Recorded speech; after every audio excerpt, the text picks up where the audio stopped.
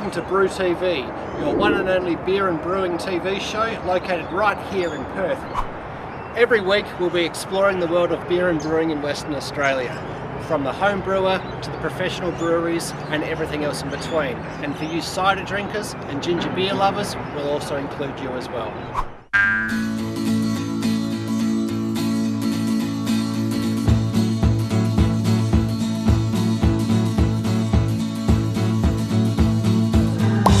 Hi everybody, welcome back to BrewTV to what's the final episode of our second series. So thanks very much for your support, it's been great having you with us. We're not quite finished yet though, so today we're going to have a look at, we're going to review some stuff that we did earlier on in the series and in the first series. We're back at my place, so we're going to talk about the old Duck's Nuts Nut Brown Ale that we talked about in the first series and a few other things as well. And remember to stick around all the way through this episode because it's the last one and we're going to have some funny bloopers at the end, and you'll see that we're not as perfect as we may sometimes seem to be. So anyway, we've got Gary here. So Gary, thanks for having me again on the series. Cheers. Cheers. Cheers. Cheers everyone.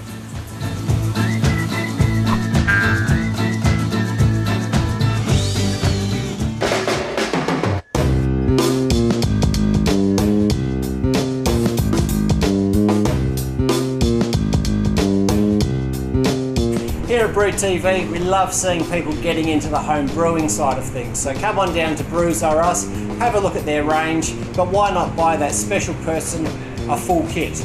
This is the lot. This is what we showed you when we were doing Marlon's first brew. This even includes the bottles, the fermenter, everything you need to get your first brew going.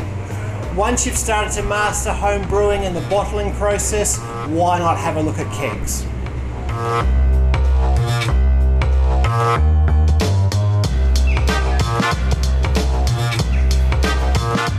Alright, big family do's. What do you do about supplying the alcohol? Do you go to your bottle shop and fill up the car and probably the ute full of cartons of beer, or do you do it the easy way? A long time ago you used to be able to go to your pub and pick up a keg, but not anymore. So Craig, what's the next option? Well, this is it. This is called a template. You put ice in it. We obviously get the beer organised to whatever you're after, so you'd have to give us a 2-week sort of notice what sort of beer you'd like. We do it in a 50 litre keg. Then you can come here, say on a Saturday morning, we'll show you how to use it, and you'd have the people come over obviously on a Saturday night, pour 6 cartons out of here, instead of all the bottles, etc. Yep, exactly. Filling up the recycling bin and making a mess of your garden. Dead right, you just use your glass, plastic, and away you go. You end up with 6 cartons out of this. So fantastic. Yeah, it comes out nice and cold, and Monday morning you bring it back and the deal's done. Job's done. Job's done. Doesn't get any easier than that. So you've got one tap here? Yes, and you can have also multiple taps? You can do the double tap as well. Fantastic. So 2 different beers coming off the one instant. Great. So they just pop in, 2 weeks notice, and away you go. Correct. Loving it. Job done. Doesn't get any easier than that. No, it doesn't. You did right. That's great. It's a great way to go. There you go. So having a big party, check these out.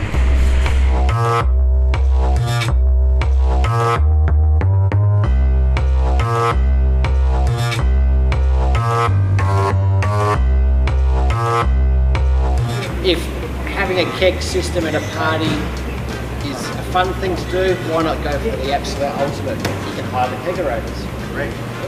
They're a little bit different to the ice style. This one here plugs into 240 volt and it keeps it nice and cold at 1 degrees. Put the whole 50 litre in here, on wheels, inside or out. Easiest the way to go. So it comes straight out of the cold cool room, straight into here, get it home, plug it in, exactly. Away you go. Away you go. No worry about the lines cooling down with the ice. Exactly right. It's Fantastic. ready to go. So there you go. Yeah, once again you can hire that here. All right.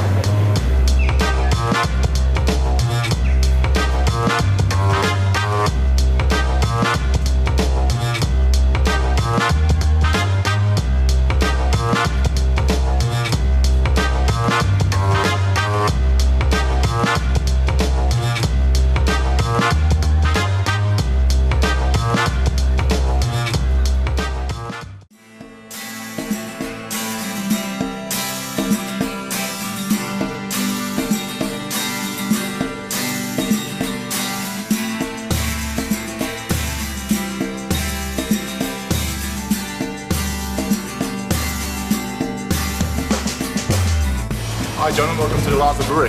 Cheers. Thanks, Cheers. John.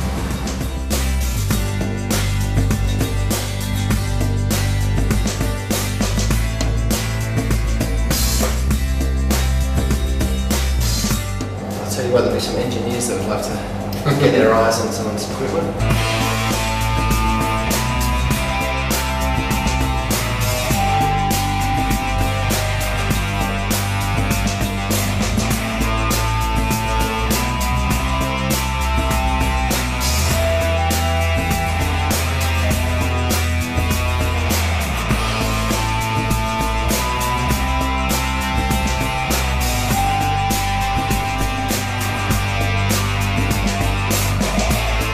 As far as the beers that Jan produces, we wouldn't go anywhere else. It's probably the best beer that that we've certainly served out of here.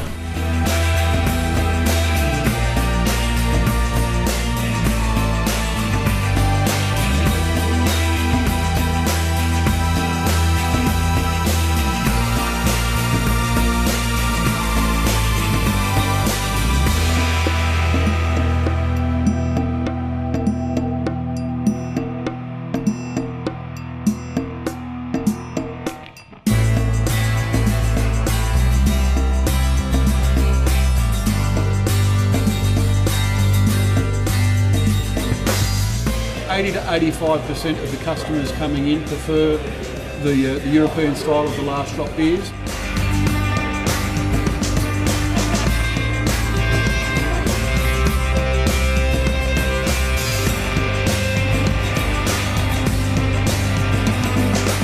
So you're literally serving the beer straight out. Yeah, what better way to drink the beer than straight out of the wood? Off the wood. Off the wood, that's it.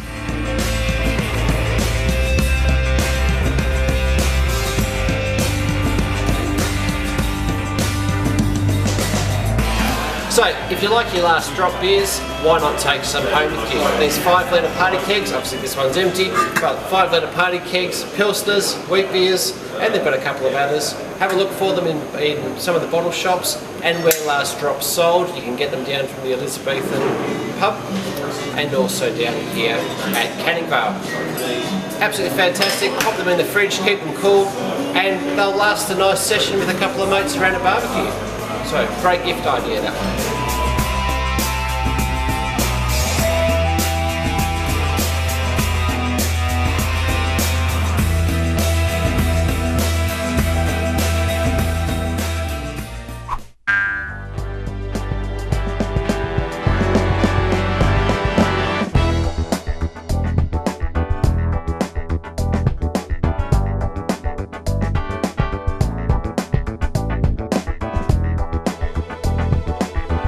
So this is my bar. If you remember in the first series I did a bit of an introduction to it.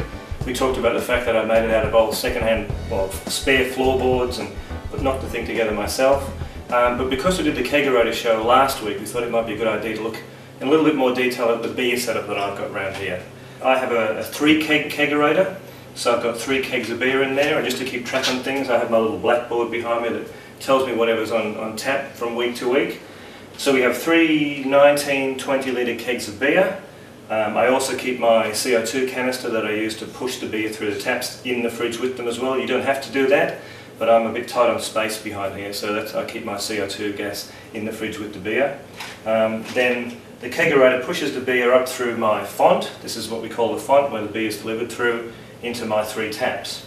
So the 3 beers that I've got on tap at the moment, just to explain, they're actually all pale ales. I've got my Uncle Sam American Pale Ale on tap. We've got the King Henry Imperial Pale Ale on tap in the middle. And then I've got an Imperial American India Pale Ale that I did for a special sail and anchor competition that unfortunately I didn't win. But I think Jeremy Sandbrooks actually, who talked in one of our segments in the last series, might have won that competition. So well done, Jeremy. So they're the 3 beers that we've got on tap at the moment. This is the actual kegerator that I mentioned.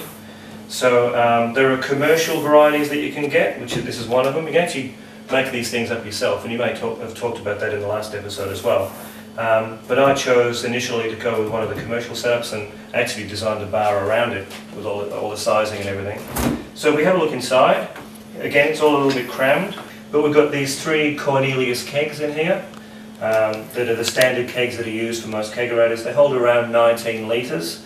We could probably do a whole episode on kegging with kegerators and Cornelius kegs, but I've got 3 of these in here, each holding about 19 litres of beer when they first go in.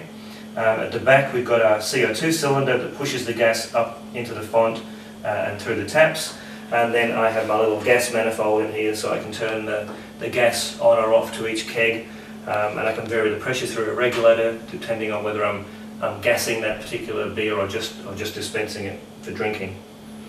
There's quite a bit to setting these things up. You can sort of buy them, take them home and plug them in, and they'll work pretty well, but there's a thing that you have to think about called balancing your beer lines. So you might be able to see that my beer lines are all curled up in a spiral fashion on top of the kegs, and the reason that we do that is, well, 2 reasons. You have to have quite a long length of hose for the beer to travel through before it gets all the way up to the font, because of the resistance in the lines, and you have to make sure that you don't get just foam coming out of your tap. And I try to spiral mine in a continuous spiral so that the bubbles are always at the top and they're not getting trapped anywhere. But I'm digressing here, I'm getting into the technicalities of kegging, and there's lots of them. But so you can see what I've got. 3 kegs of beer, the CO2 is in there, beer goes up to the font. Oops, we pour great beer and we have some great parties because of it.